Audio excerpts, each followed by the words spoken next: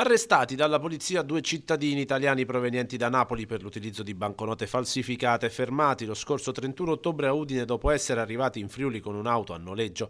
La polizia li ha abbraccati a Pagnacco, dove uscivano da una pasticceria con una brioche acquistata con una banconota da 50 euro falsa.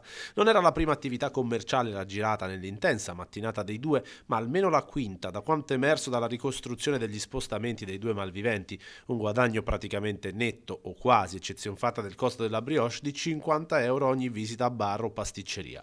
Colpito in particolar modo l'Interland udinese, i due GB, le iniziali del 52enne, ed RC, le iniziali del 45enne, arrestati per spendita e introduzione di banconote falsificate nel territorio italiano.